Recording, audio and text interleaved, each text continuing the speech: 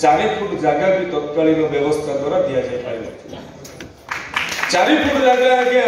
जन्म स्थान में जहां को हमें नव उत्कल निर्माता कहते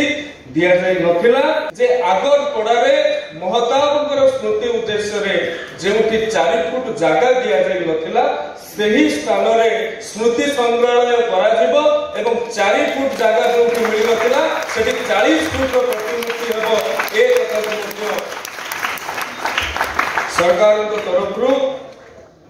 योजना प्रस्तुत करा जाइछि। बंधुगण पूर्ववर्ती वक्ता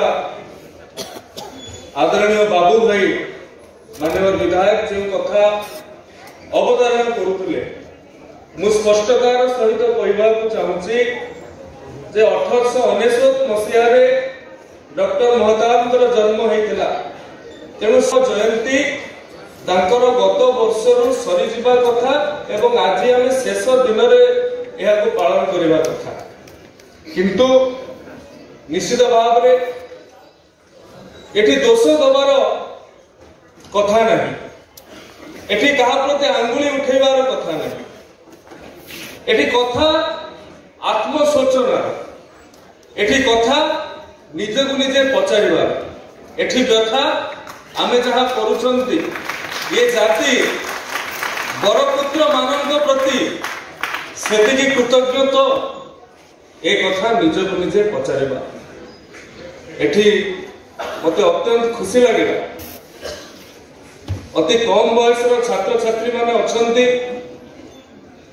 व्यक्तिगत आंतरिकता हेउ कि बाध्यबाधकता हेउ अति कष्ट अति संतर्पण रे बसिसंती पुणी संस्कृति विश्वविद्यालय छात्र छात्री हेइथिबे बोली मु भिसी महोदय को हसुरु जानि पारिबी। तेबे मोर कहबार कथा ए सब आयोजन ए सब व्यवस्था कहा पाए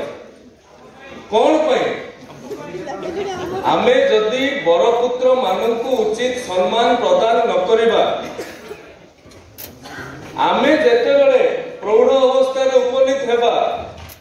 आम उत्तर पीढ़ी भी चिंता करुथुबार सी देश जाति पाई एते एते करी निज जीवन सारी दे गले एमान तो किछि करना